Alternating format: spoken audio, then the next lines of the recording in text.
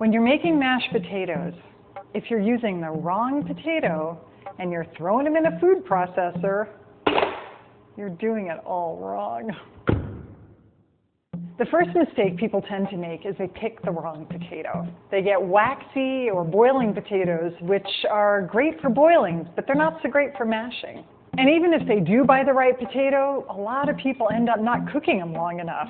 They cook their potato only until it's just done, the way you would have potatoes with your steak, for instance.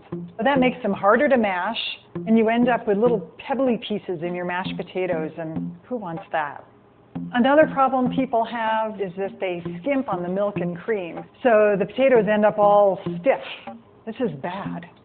You might think that using a food processor to mash your potatoes would be great because it's really quick. This is so wrong. It just turns them into this sort of sticky, pasty lump of glue. It is the worst thing you can do to a potato.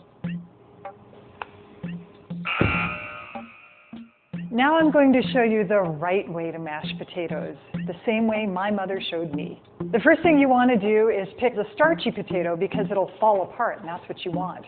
The starchiest potatoes are russets, and the next starchiest are Yukon Golds, and both are just fine. Next, you want to peel, rinse, and most important, cut your potatoes into nice, even chunks.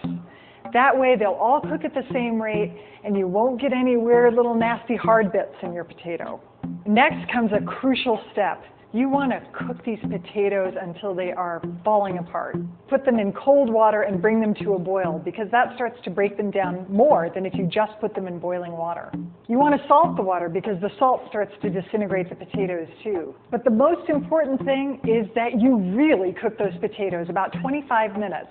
After you bring them to a boil, let them simmer long and slow until the edges start to fall off, and when you stick a knife in the middle, it just all falls apart. Drain the potatoes and then put them right back into that hot pot and start to dry them out over very low heat until they really start falling apart, turning white on the edges and practically turning into mashed potatoes right then and there in the pot. To finish the job, you can use a hand masher or you can use a ricer for super smooth, silky potatoes.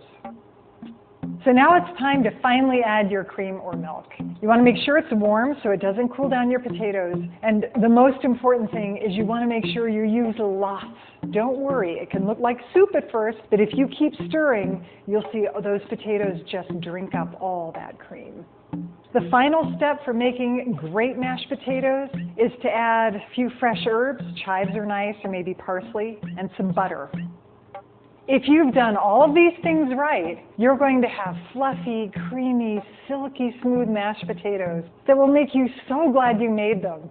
And everybody at your table will feel the exact same way.